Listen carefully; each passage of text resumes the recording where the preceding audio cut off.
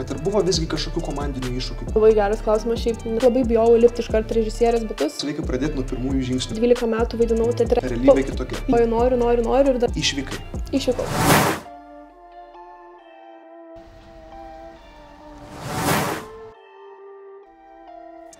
Sveiki, mėly žiūrovai. Sveikinuosi tiesiai iš Vilnius Tech kūrybinių industrijų fakulteto kūrybos technologijų laboratorijos. Ir sveikinamės su jumis iš čia tikrai ne veltui, nes šiandieną šnekėsime apie kiną, prisiliesime prie kino sektoriaus ir taip pat kalbėsime apie tai, kas įtraukia jaunus žmonės būtent į šį sektorių.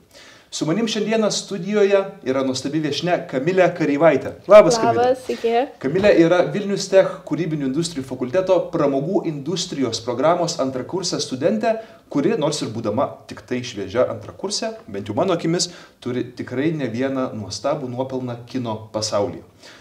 Kamilė, kaip tu save pavadintum, kaip prisistatytum? Labai geras klausimas, šiaip net neįsivaizduoju, nelabai mėgstu save kažkaip iškelti ir iš vis dar pati gal net nesuprantu, ką esu padarius ir ką turiu. Labai greitai viskas įvyko pastaruoju metu mano gyvenime. Dalyvau tai ten ir kažkaip dabar turiu tiek daug ir nežinau. Jeigu esi pasimetus, reikia pradėti nuo pirmųjų žingsnių. Gal tu prisimeni, kaip tu atsiradai būtent kino industrijoje, sektoriuje, kas tave sužavėjo? Taip, atsimenu, šiaip aš galiu grįžti net į pradinės klases, nes ten pradėjau iš vis vaidinti teatre. Tai aš 12 metų vaidinau teatre ir man tas visas menas, vaidyba buvo labai arti širdies ilgą laiką ir aš pati labai norėjau net stoti ir į aktorinį ir siekti ten kažko, bet kažkaip pajaučiau, kad gal tuo metu, kada buvo stojimai, nesijaučiau per daug pasitikinti savim, tai suabejojau. Tada turėjau gap yearą, kur iš vis nieko nedariau su menu, tiesiog dirbau kaviniai. Ir pajaučiau, kad man labai to trūksta ir tada atsiradau šiose studijose ir stengiausi iš čia pasimti viską, ką galėjau. Tai taip tada ir suradau visą režisūrą, prodiusavimą ir pradėjau ten save išbandyti.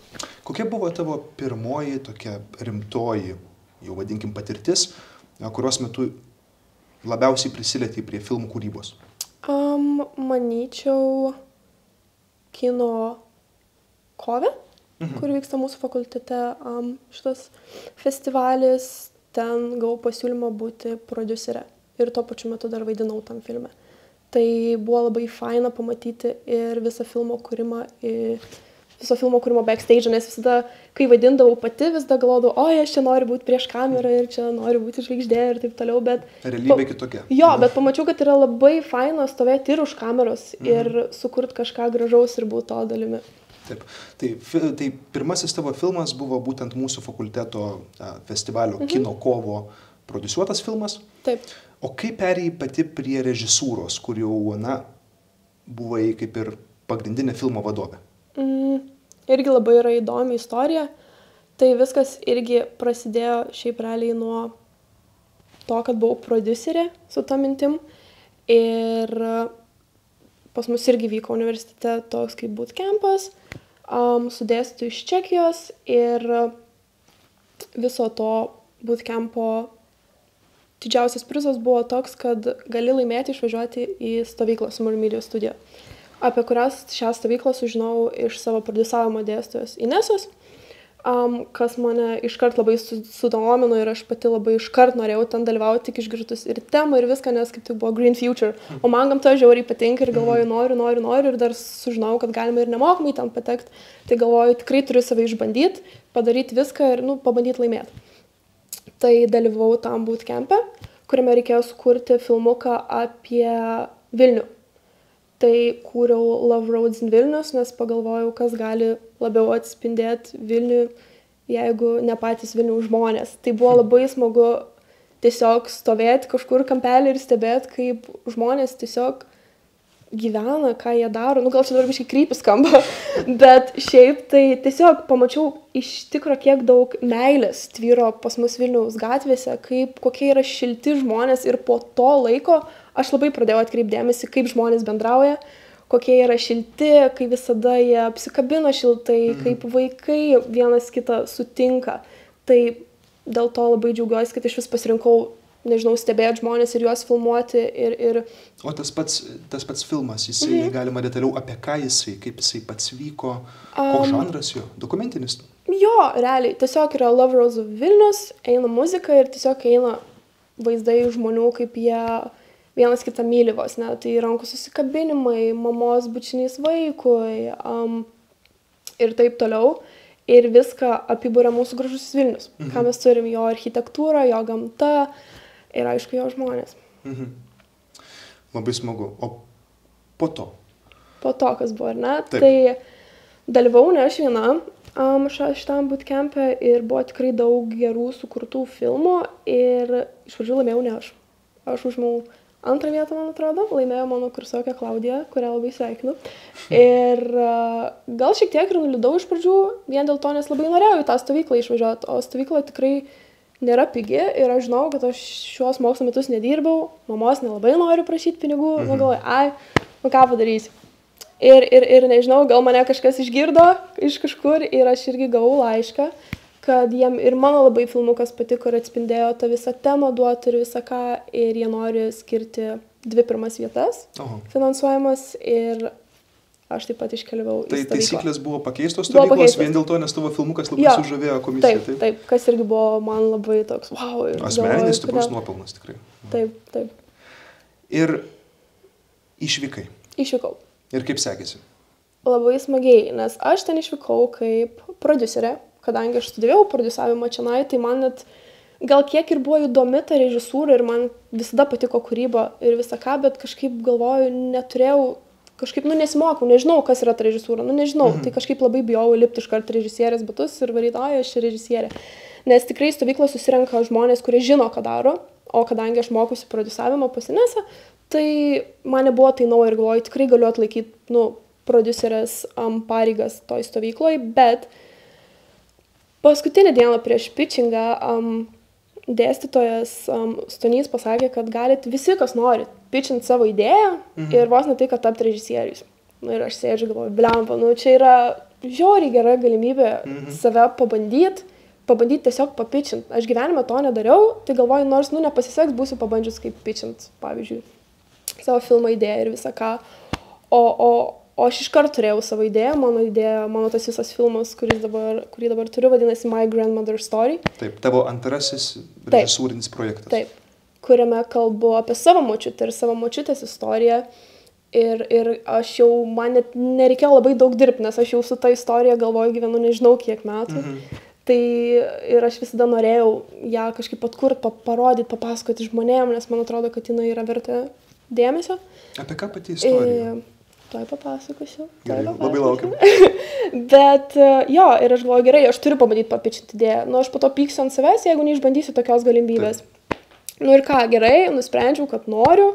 Tai per vakarą pasirašiau sinopsį, sukūriau moodboardą ir kitą dieną, žodžiu, drebančiam kojom ėjau pitchint. Tai realiai buvo 16 žmonių, kurie pitchino savo idėjas, aš buvau 15, tai aš visą pitchą, taip, ten sėdžiu ir dar angliškai reikia pitchint. Hello, galvoju, žinai. Tai kažkaip susikaupiau ir sakau, gerai, pavarysiu. Atėjau jau pitchintos idėjos, visą ką šneku ir ten reikia pasakyti, kodėl svarbu. Ir aš sakau, well, it's personal, ir aš apsiverkiu. Ir aš stoviu apsiverkus, galvoju, dabar tai bus. Stovėjo fotografas taip su kamera, nuleido ir tą kamerą jisai. Aš galvoju, nei man dabar išeit, nei ką, gerai, turiu pabaigti. Bet čia skamba kaip geriausias pitchas. Čia ir skamba kaip toks pitchas, kuris eina tiesiai prie širdies komisijai, kurie mato, kad tu tiki. Gavau tokių komentarų po pitcho, tai irgi labai džiaugiausi, nes labai bijojau, kad pagalvos komisija, kad man iš jaudulio, kad aš ant tiek jaudinus, kad aš apsiverkiu, bet man tiesiog buvo labai jautru apie tai šnekėti garsiai, nes vis dėlto kalbėjau apie savo mylimą žmogų, kurio nebėra jau tarp mūsų. Tai jo, pabaigiau aš tą pitchą, žiūriu ir komisija ten ašaras valosi, galvoju, va čia tai pavariau. Žodžiu, išėjau ir aš toliau verkiu dar, gal ir tas jaudulys kažkiek dasidėjo ir visą ką, bet po to buvo paskelbti rezultatai ir mano pitchas buvo vienas iš tų filmų, kuris laimėjo. Ir tada jau įlipau režisierės batus. Taip. Ir kaip sekėsi tą idėją paversti, kaip čia pasakyti, iš pitcho, paversti materiją ir realybę? Kaip sekėsi? Manau, man labai padėjo mano komanda, kurią turėjau, kurie dabar yra ir mano draugai. Tai aplamai mano visa komanda buvo užsieniečiai. Tai mano scriptwriter buvo Ispanija, mano co-direktorius buvo iš Estijos, turėjau žmonių ir iš Lenkijos. Spalvinga komanda. Jo, spalvinga. Ir tik po to vieną lietuvį pas mane prijungė, tai Paulių Orlovskį, kuris buvo mano operatorius. Tai tas žiauriai gelbėjo, nes kartais norisi lietuviškai pašnekėti kažką greitai, ypač kai jisai dar ir editino visą filmą, tai tiesiog greit pasakai tą, žinai. Tai buvo gerai, bet tiesiog mes patys su savo komanda net stebėjomos, kas yra, kodėl mums taip lengvai išeina dirbti. Mes, žinai, kaip draugeliai, sėdim, pazarinam, kažko atsigeriam, toliau rašom. Manau, dėl to ir buvo labai lengva įgyvendinti tą visą idėją, išdėstinti ant lapo, nes mes tiesiog nebuvo kažkokio streso, nebuvo ką čia darom ar dar kažką, tiesiog automatiškai viskas pylėsi ir padarėm. Tai tikriausiai, kad režisūroje yra vienas iš svarbiausių faktorių, būtent ir yra komanda ir chemija su komanda. Tikrai galiu 100% pritarti tam, nes, nežinau, jeigu būtų bloga komanda, nesuprastų, ką tu sakai, ar kažkokie pykčiai, pavydai, tai aš nemanau, kad iš vis gali gautis kažkoks geras rezultatas. Bet ar buvo visgi kažkokių komandinių iššūkių, kurių dar neminėjai? Šiaip... nežinau, aš nežinau, mes visada buvom kartu, pavyzdžiui, editing rūme, mano beveik visa komanda sėdi, mes visi kartu editinam, mums linksma, mums gero, o kur kitur tiesiog sėdi, žinai, vienas operatorius ir ten kažką daro. O pas mus visada buvo toks šilta atmosfera viso darbo metu ir tiesiog viskas žiauriai gerai išėjo. Kiek esu girdėjęs, tai čia toksai retas atvejis pakankamai, kada taip stipriai ir efektyviai viskas klostosi komandoje, ypač tokioj režisūriniai komandai, vadinkim, filmo kūrimo komandai. Jei galima, ar galim prisiliesti, čia taip gražiai pasakoja apie to filmo pagrindinę mintį, istoriją? Taip, žinoma. Tai realiai šiame trumpametražiam filme pasakoju labai mažą dalelę savo močiutės gyvenimo tos istorijos. Tai pačiame filme pasakoju apie jos ir jos vieno mylimo partizano istoriją, kaip jinai visada su juo susitinka tam tikroje vietoje, kurią žino tik jie du, kaip jinai eina pas jį, kaip jinai bijo dėl jo ir jį stipriai myli. Ir kai gale jie vis tiem būna išskirti mirties, skaudžios mirties. Ir tais laikais, manau, tas ir buvo sunkiausia kažką mylėti atvirai. Ir ta gamta ir buvo jų visa ta saugi vieta, kuri jos globojo, jos saugojo ir juos suprato tuo momentu. Tai buvo labai faina matyti užsieniečių žmonės taip įsijautusius į tai, kas jiems visiškai nėra artima. Nes, manau, mes patys lietuviai labiau prijaučiam tuos partizanus, tą visą laikotarpį, o jiem, toks, kur žalias miškas realiai, jie nežino, ką tai reiškia, kas tai yra, bet matyt, ant kiek jiem tai tapo svarbu ir ant kiek jie jautė tą, tai, manau, buvo man irgi vienas iš gražiausių dalykų, kurį galiu atsiminti iš visos kūrybos. Labai gražu. Taip, teisingai sakai, mes lietuviai labai prijaučiam šitai tematikai. Taip. Ir išties labai nuostabu, kad netgi ir užsieniečiai, kurie neturi nieko bendro su tuo irgi. Tokia ir yra ta meno galia, manau, kad be tikslių apibūdinimų, galbūt be žodžių galima perteikti tą jausmą, kurį pats išgyveni žmonėms, kurie net neturi nieko bendro su tuo, ką pasakoji. Tai čia labai gražu ir labai didelė kino galia. Tai labai miela. Ir tavo temos irgi labai mielos. Kažkaip Vilnius apie meilę, močiutės istorija labai. Tokia pati esu jautresnė ir šilta asmenybė, tai labai mėgstu ir tą perteikti, tą jausmą žmonėm, parodyti, kad šiaip meilės galia labai yra stipri. Sakyk, Kamilė, pastūmus į šoną kiną ir teatrą, kuo dar tu mėgaujies gyvenime? Kas daro tave laimingą gyvenime? Šiaip, kad aš būčiau laiminga, man daug nereikia. Tai man tiesiog patinka, kad ir paprastos smulkmenos gyvenime. Dabar yra ruduo, gražu, šilta, krenta lapai, visą ką. Draugai, grįžai į universitetą, sutikai nematytus veidus po ilgą laiko, tai faina tiesiog pabendrauti, bet šiaip gyvenime dar be visų aktorysčių, prodiusavimo, režisavimo modeliauju, bet man čia irgi yra tam tikras kažkoks meno sritis. Aš įmatau ten ir meną, nes vis tien fotosesijose tu turi ne tiesiog stovėti, žinai, kaip pagaliukas, turi mokėti ir atsistoti ir nutaisyti tam tikrą emociją ir visą ką. Ir kiekviena fotosesija yra tam tikras projektas, kuris pasakoja tam tikrą istoriją. Taip. Ar nebūna, kad stovi prieš kamerą ir netgi pavargsta veido raumenis laikyti vieną miną ar kitą miną? Ne, man irgi labai patinka, aš išsikraunu tenai, man yra įdomu, aš vis dar noriu iš savęs išspausti kuo daugiau fotosesijos metu, noriu, kad ir fotografas būtų patenkintas ir patys, nežinau, jeigu ten rūbą kažkokį reklamuoja ir kažką būtų produktas atskleistas gerai, tai nežinau, aš gal tokia ir esu šiek tiek maksimalistė, tai man visada norisi padaryti viską kuo geriau. Taigi, iš pačių vietų, kurios tau labai padėjo atrasti save būtent režisūroje ir kine, tu paminėjai Kino kovą, kas yra kūrybinių industrijų, būtent mūsų festivalis universiteto, kuriame studentai daro filmus, ir taip pat Summer Media Studio. Taip. Ar galėtum vieną kitą rekomenduoti, kodėl taip, kodėl ne? Abu šiaip rekomenduočiau, ypač žmonėm, kurie mėgsta kurti. Tai nesvarbu, ar jie mėgsta vaidinti, ar jie mėgsta filmuoti, ar ir nori būti garsistu, ar kažko, nežinau. Tiesiog daryti, dalyvauti, nes kino kovas yra nemokamas renginys, kuriame tu gali dalyvauti, suburti savo komandą ir susirasti gal ir naujų draugų, pažinčių, pasimokyti tuo pačiu metu, o Summer Media Studio irgi per visą tą laiką gali labai didelį žinių bagažą susirinkti ir esu labai dėkinga visai komandai, kuri ten buvo ir visada padėjo ir suteikė visas reikiamas galimybės. Ir taip pat greičiausiai tiek Kino kovė, tiek Summer Media Studio buvo labai daug mentorių, kurie savo srities profesionalai yra ir gali tau patarti, pagelbėti, pakreipti vieną ar kitą pusę? Taip, Kino kovė tai realiai tu ir esi savo kaip mentorius, tu pats savo aiškini, nebent tavo komandos nariai yra vyresni. Pavyzdžiui, kai man buvo, aš buvau tada iš vis pirmą kursę su vyresniais studentais, tai man buvo smagu ir gerai iš jų pasimokyti, sužinoti kažką naujo, o Summer Media Studio taip, visada yra mentoriai, yra dėstytojai, kurie tau padės, kurie tau veda paskaitas prieš visą kūrybinį procesą, iš kurių tu gali irgi labai daug pasisemti ir sužinoti. Kokių charakterio savybių tu galvoji, kad reikia norint būti režisierium? Šiaip, manau, turi būti užsidegęs, turi žinot, ką darai ir turi būti valdingas ir nebijot žmogui pasakyti, kad tu dabar darai tą ir ne kitą. Turi realiai žinot, kad, tavęs nemėgs. Nes, kitaip, ir aš labai bijojau šito, kad jeigu aš kažką kursiu tokio rimtesnio savo, būsiu tokia biški žiežula, bet buvo visiškai atvirkščiai, buvau labai rami, gal dėl to, kad ir man pačiai tai buvo pirmas kartas ir aš nenorėjau vadovauti, kaip pati iki galo nežinau, ką reikia daryti.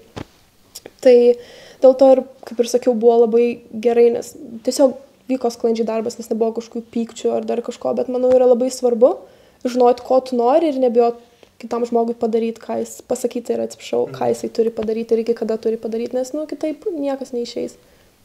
Ir tokia režisieriaus jau pareiga. Taip. Ir režisierius filmavimo komandui ir yra ta profesija, ta specialybė, kuri neturi fiksuoto darbo valandų skaičiaus, tai yra nuo 0 iki 100, režisierius pastoviai turi būti prie filmo, taip? Taip. Kaip sekasi tau pačiai pastoviai gyventi filmo idėjom? Gražiom idėjom, pastoviai. Šiaip, kai atvažiavau kaip prodiuserė, tai buvo tokia, tai čia biški padirbsiu, biški prie jūros pagulėsiu, nes realiai, prodiuseris pradžioj turi daugiausiai darbo, po to, jeigu jis nori, gali net nevažiuoti į filmavimo aikštelę. Tai buvo, čia prie jūros, tarara, ir ką ir tapau režisierė, tai aš tos jūros iš vis realiai, nemačiau, nebent ten vakarais po visko pravalyti mintis, ko irgi labai užteko ir aplamai, kad ši stovykla vyksta Nidoj, Pervalkoj, sukuria žiauriai gerą atmosferą žmogui meniškai atsiskleis dirbti, tai buvo labai didelis pliusas. Tai taip, realiai aš visą laiką visur turėjau dalyvauti nuo scenarijaus rašymo iki medžiagos atsirinkimo, nuo pačio montavimo iki plakato gaminimo. Nes realiai režisierių žodis yra paskutinis, jisai uždeda tą štampą, tai jisai realiai visur ir turi būti, bet man tai nebuvo kažkokia kliūtis, man buvo labai įdomu, aš vis dar išsprogusiu akim žiūrėjau, jeigu kažko nežinojau, ėjau klaust, bandžiau kažką pati daryti, buvau su savo komandos nariais. Nes kadangi tai yra mano projektas, tai aš kažkaip ir bijojau, ne tik, kad bijojau kitam žmogui patikėti jo darbą, bet norėjau žinot, kad ir jisai supranta, ką jisai iki galo daro, o kažkaip atrodo, tai yra mano pareiga, kad jisai žinotų ir iki galo galėtų atlikti savo darbą. Labai teisingas požiūris. Ačiū. Labai gero vadovo, bet kokio komandai požiūris šitas yra. Dėkui. Tas filmas, kur pasakoji labai gražiai savo močiutės istoriją. Kokie yra jo atogarsiai, kaip jisai nuskambėjo per auditorijas? Labai šiaip gražiai ir fainiai. Ir dabar, kai paklausėt, prisiminiau, kai buvo premjera visų filmų. Tai mūsų filmą rodė patį pirmą. Ir mes visi sėdėjom rankutėm susikabinę, nes tokį kaip savo vaikelį pirmą visi matėm. Tai buvo labai gražu ir buvo labai faina, nes mano filme vaidino Samanta ir Karolis, kurie yra vyras ir žmona, ir jie taip pat ir vedė po to tą visą uždaromą mūsų vakarą. Tai kai užsidegė šviesos, mačiau, kaip Samanta ašarą nuvalė. Ir visų veide matėsi ta tokia, nežinau, gal kažkoks ir ilgesys, nes tas ir pavadinimas My Grandmother's Story, manau, kalba ne vien tik apie mano močiutę, nes, manau, daug kas turėjo tokių močiučių istorijų, ar senelių, ar tėtų, ar dar kažko. Ir manau, kad tikrai ne vieno žmogaus širdį palietė, tai buvo labai faina matyti tai žmonių akise. Labai gražu. Ar tavo filmas, ar jisai pasiekė kitas auditorijas, ne tik lietuviškasis? Taip, mes su šito filmu bandom patekti į kuo daugiau festivalių, tai visur siunčiam, registruojam ir dabar neseniai patekom į Yes Film Festival, kuris vyks Amerikoje, Indianoje. Tai pats pirmas festivalis, į kurį patekom, tai manau labai, labai didelis ir didelis šuolis, nežinau net kaip išsireikšti. Tikrai labai didelis. visi, jo, visi Filmą per žiūri. visą vandenyną siųsti. Taip, apie lietuvėlę, apie kažkokią meilės istoriją, apie partizanus, kuri nelabai... Na, kas nuoširdu, tas visada randa savo auditorijas, manau, kad ir kur būtų pasaulyje viskas. O žmonėms, kurie irgi turi svajonės, nes bent jau iš mano asmeninių pastebėjimų vis daugiau jaunimo, kas kiekvienais metais Lietuvoje ir vis stipriau ir vis užtikrinčiau renkasi būtent kino studijas ar su kinu susijusias specialybės. Ką rekomenduotum ar patartum tiems žmonėms, kurie apie tai masto, turi svajonės, galbūt net nėra nieko surežisavę ar panašiai. Kokių turi tokių praktinių patarimų? Manau, bandyti siekti, eiti ir daryti visur, kada gali, kiek gali. Nesvarbu, ar tai yra kažkur teatre pavaidinti, ar kažkur masuoti pavaidinti, ar bandyti pasimti telefoną ir pačiam kažką pafilmuoti. Aš manau, kad mes dabar iš vis gyvenam tokiam amžiui, kur mes realiai beveik viską turime ant delno ir tu gali pats žiauriai daug padaryti su savo vienu telefonu. Kelti visas platformas, kur gali, tu gali googlinti visokius festivalius, stovyklas, yra stovyklų, kurios vyksta nemokamai ar dar kažką. Ir aš manau, labai yra naudinga save išbandyti ir pažiūrėti, ar tikrai tas patinka. Nes tikrai būna, kur svajo, noriu būti tas ir anas, bet kai reikia kažką daryti, sustingsti arba tiesiog pagalvoju, gal čia ir ne man. Bet aš manau, kad šiais laikais galima labai daug save kur išbandyti, tai svarbiausia eiti. Eiti ir daryti ir pasitikėti savim. Kuo daugiau darysim, tuo daugiau pasidarysim gyvenime. Taip. Ir vienintelis kelias į progresą ir yra toksai. O sakyk, kokie dabar tavo galvoje egzistuoja sekantys žingsniai? Ką galvoji, ką esi numačius savo ateityje? Šiaip dabar aplamai esu kažkokiam pasimetime, nes buvau Nidoj, buvo smagu, buvo viskas tavo ant delno, visos kameros, visa komanda, tu galėjai viską daryti. Kažkas neaišku yra dėstytojai, profesionalai, kurių tu gali paklausti ir dabar tu toks biškai išmestas kaip ant jūros kranto ir nežinai, ką daryti.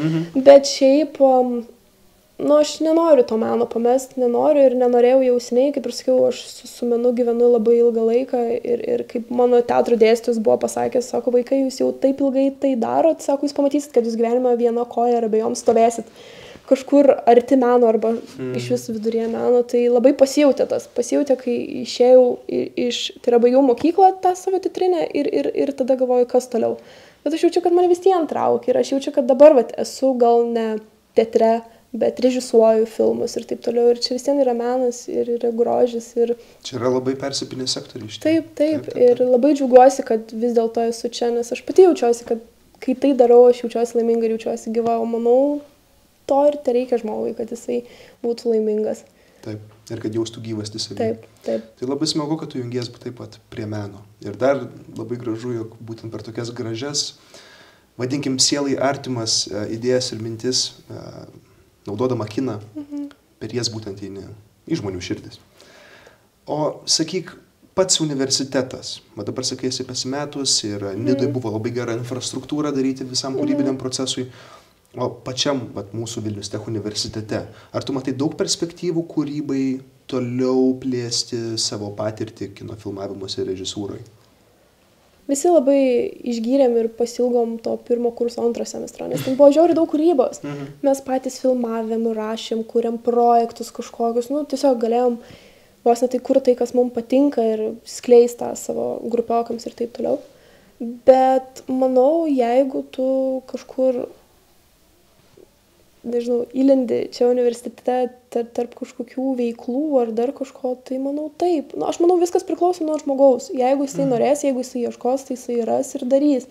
Bet jeigu kažkiek yra kažkoks tinginumas ar dar kažkas, tai taip ir liksi sėdėti vietoj. Manau, visur tai buvo. Ir tas galioja su bet kuom. Taip. Ir galiausiai tai nėra aplinkybės, kurios mus pastato, bet tai yra, ką mes darome su aplinkybėm. Tai reiškia, kad tos aplinkybės netokios ir svarbios. Svarbiausia tai aistra ir ugnelė viduj, taip. Ar galima kažkur tavo filmus rasti? Taip. Mano Love Roads in Vilnius galima rasti YouTube. O My Grandmother's Story negalima dar niekur rasti. Dar niekur negalima. Dar niekur jo negalima rasti. Šiaip kiek su komanda kalbėjom, būtų tiesiog faina kažkur gal skrynint savo filmą kažkada, paskelbti kažkokį kaip eventą ar dar kažką, tiesiog, kad ateitų draugai pažiūrėti, kurie dar nematė ir patiem niekada neatsibos žiūrėti savo kūrybos. Tai tu būtinai leisk mums žinot. Gerai. Jeigu bus skryningas to filmo atliekamas, mes būtinai surinksime žmonių, ateisim pasižiūrėti. Gerai. Ir labai tau ačiū už tavo laiką, už pokalbius. Tai ačiū Jums, kad pakvietėt mane, kad mane išklausėt. Labai faina. O mes linkim tau kuo didžiausios sėkmės ir tavo karjeroj, kuri taip su trenksmu prasidėjo, tikrai atrodo. Tikėkime, kad ir amerikiečiams jau patinka. Ir dar ir kitų tautybių žmonėms patiks tavo mažos šalies atstovės filmai ir kūryba. Tai ačiū dar kartelį. Ačiū Jums. Na, o Jums, mieli žiūrovai, palinkėsiu to, ko mane moko Kamilė.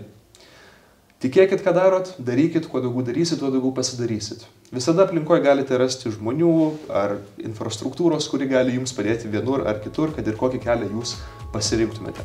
Svarbiausia yra tiesiog bandyti ir daryti. Su jumis buvau aš, Kristupas Kazanavičius, ir iki kitų kartų.